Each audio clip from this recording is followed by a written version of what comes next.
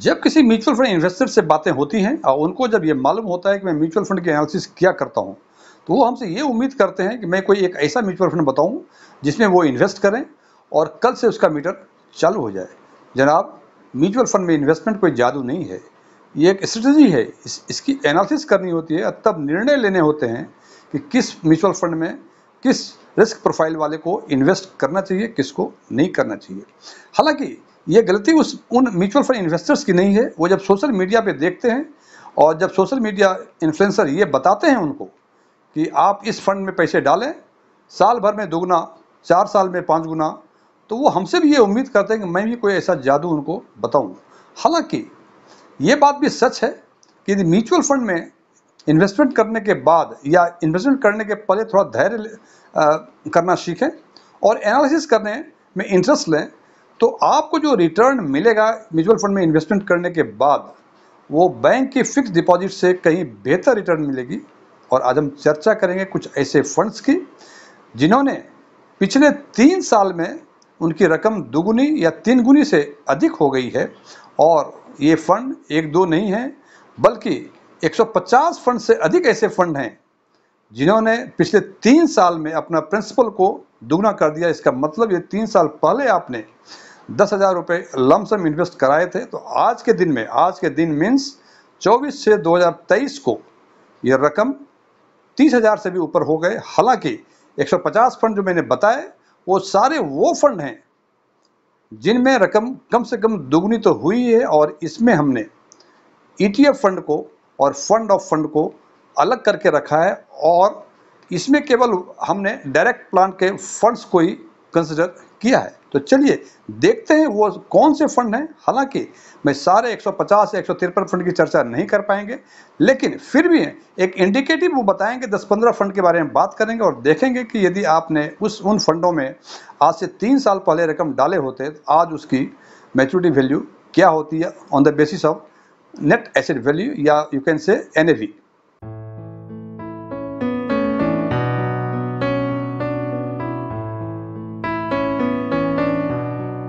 यदि मेरा ये वीडियो आपको पसंद आए, इसको लाइक करें, अपने फ्रेंड्स के साथ शेयर करें, और आप यदि फर्स्ट टाइम हमारे चैनल को विजिट किए हैं तो इसको सब्सक्राइब करें, और सब्सक्राइब करने के बाद बगल में जो बेल आइकॉन है उसको जरूर दबाएं, ताकि हमारे नए वीडियो की नोटिफिकेशन आपको लगातार मिलती रहे।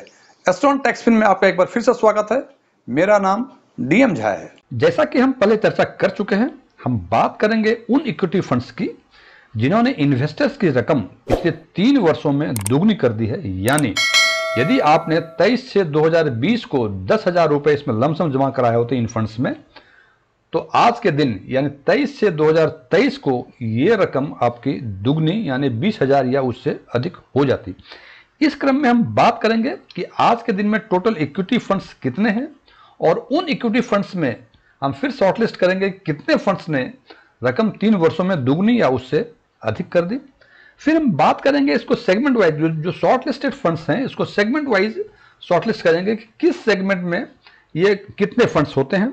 और फिर हम, क्योंकि ये जो शॉर्टलिस्ट फंड करेंगे ये करीब 150-153 के आसपास हो जाती है, तो हर फंड्स की चर्चा करना ये संभव नहीं है, इसलिए इसको फर्दर शॉर्टलिस्ट करेंगे सेगमेंट वाइज। जिस सेगमेंट में number of funds double digit में होंगे उस सेगमेंट का 2 फंड्स, और जिस सेगमेंट में single digit number of funds होंगे उसके 1 फंड की चर्चा करेंगे। और उसमें देखेंगे यदि आपने 23 से 2020 को यानी आज से पूरे 3 साल पहले यदि 10,000 रुपये जमा कराई होती, तो इन 15-16 फंड जो हमने फाइनली शॉर्टलिस्ट किया है उसमें आज के दिन में वो रकम कितनी हो जाती।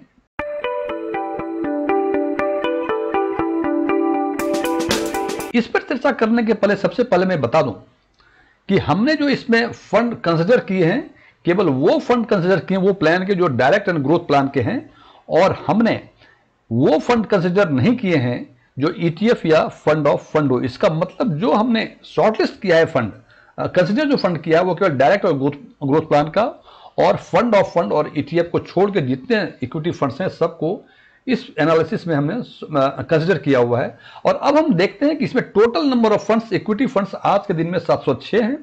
उन 706 फंड में से 153 फंड ऐसे हैं जिन्होंने पिछले 3 साल में अपनी रकम को दुगनी कर दी है, और यदि इसको क्वान्टिफाई करें परसेंटेज में तो इट कम्स टू 21.67%। अब हम बात करते हैं उन सेगमेंट्स की जिन सेगमेंट्स में ये 153 फंड में से डबल डिजिट में फंड्स बिलोंग करते हैं। तो सबसे पहले हम देखते हैं कि मिड कैप फंड्स में 23 फंड हैं, स्मॉल कैप में 22 फंड ऐसे हैं जिन्होंने अपनी रकम पिछले 3 साल में दोगुनी कर दी इन्वेस्टर्स की।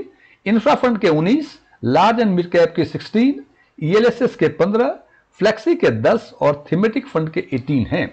मैं फिर रिपीट कर दूं, ये वो फंड्स हैं जिन्होंने इन्वेस्टर्स की रकम पिछले 3 साल में दुगनी कर दी है। अब ये सोचेंगे मिड कैप के 23 फंड्स हैं जिन्होंने रकम दुगनी की, स्मॉल कैप के 22 फंड्स हैं। इस तरह से डबल डिजिट वाले जितने सेगमेंट्स हैं वो फ्लेक्सी का सबसे कम 10 है, ईएलएसएस का 15 है, लार्ज मिड कैप का 16 है, फिर 18 है, फिर 19 है। अब हम चर्चा करते हैं उन सेगमेंट्स की जिनमें number of shortlisted funds single digit में हैं, और वो हैं वैल्यू फंड के 7 फंड्स, फोकस्ड फंड के 6, डिविडेंड यील्ड के 4, मल्टी कैप के 5, सेक्टरल टेक्नोलॉजी के 4, सेक्टरल बैंक के 2 और कंट्रा के 1। अब हम चर्चा करेंगे उन फंड्स की, इन 6-7 जो सेगमेंट्स हैं इसमें से 2-2 फंड लेंगे, और ये 7 फंड इधर हैं इसमें से 1-1 फंड लेंगे। यानी मिड कैप के 2 फंड लेंगे, स्मॉल कैप के 2 फंड लेंगे, इसी हिसाब से वैल्यू के 1 फंड लेंगे, फोकस के 1 लेंगे, कंट्रा के 1 लेंगे, और ये मिला के कुल 15-16 फंड्स होते हैं जिसकी चर्चा हम करेंगे और देखेंगे कि यदि इन फंड्स में हम आज से पूरे 3 साल पहले यानी 23 से 2020 को यदि 10,000 रुपए जगह हम जमा कराते या इन्वेस्ट करते तो आज के दिन में on the basis of NAV 23 से 2023 के एनएवी के बेसिस पे यानी 24 से 2023 को आप कितनी रकम उससे आप मिल सकती।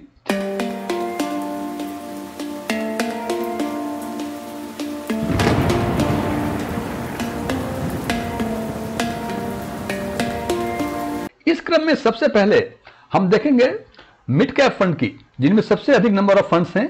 इसमें यदि मोतीलाल मिड कैप में आप 10,000 लगाते तो आज के दिन में इसकी वैल्यू यानी 24 से 2023 को 27,364 होती, और क्वांट मिड कैप में लगाते तो 26,296 होते। फ्रेंड्स, हमने सेगमेंट वाइज में 2 फंड्स वो लिए हैं जिन्होंने उस सेगमेंट में सबसे अच्छा परफॉर्म किया, सबसे अधिक XIRR या ट्रेलिंग रिटर्न है, उसकी चर्चा हमने की है, बाकी को हमने छोड़ दिया है हमने, बिकॉज ये फिजिबल नहीं है कि सारे 153 फंड्स की यहां चर्चा की जाए।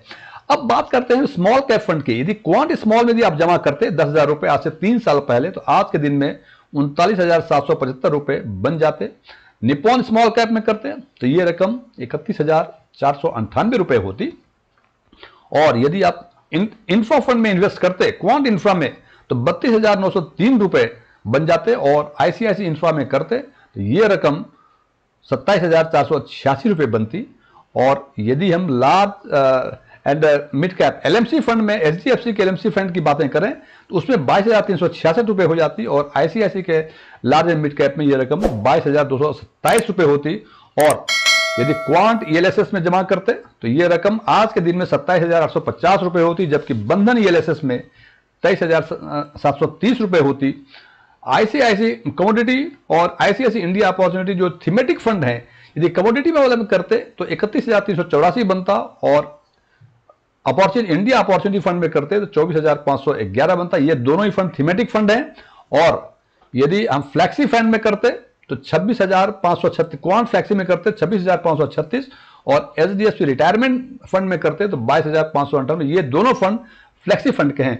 अब हम बात करेंगे उन सेगमेंट्स की जिनमें number of funds single digit हैं, उसके 1-1 फंड्स की बातें करेंगे, और उसमें हम देखते हैं कि सबसे पहले फोकस्ड फंड में एचडीएफसी फोकस्ड फंड 22,903 रुपए होते, आईसीआईसी का डिविडेंड यील्ड फंड 23,835 रुपए होते, एसबीआई का कंट्रा फंड 27,407 रुपए होते, आईसीआईसी का टेक्नोलॉजी फंड 25,436 रुपए होते, बंधन का वैल्यू फंड ये रकम बढ़ के 27,275 रुपए हो जाती, क्वांट का मल्टी कैप फंड ये बढ़ के 25,492 रुपए हो जाती, और निप्पॉन का sectoral banking, Nippon bank sectoral banking का फंड है ये, इसमें 22,668 रुपए होते। बता दूं ये फोकस्ड फंड है, आईसीआईसी का डिविडेंड यील्ड है, एसबीआई का कंट्रा है, ये टेक्नोलॉजी फंड है, ये वैल्यू फंड में सबसे अधिक, मल्टी कैप में सबसे अधिक, और निप्पॉन बैंकिंग सेक्टर में सबसे अधिक है। ये वीडियो क्लोज करने के पहले मैं बता दूं कि मैं कोई म्यूचुअल फंड एडवाइजर नहीं हूं, मैं सिंपली एनालिसिस करता हूं और जिन फंड्स की हमने चर्चा की है उसमें हमारा कोई रिकमेंडेशन नहीं है और यह सिर्फ एक जानकारी है जो आपको इन्वेस्टमेंट करने के समय यदि इसको ध्यान में रखेंगे तो आप बेहतर निर्णय ले पाएंगे और निश्चित रूप से आपको सामान्य अवस्था से अधिक रिटर्न आपको मिलने की पूरी संभावनाएं हैं।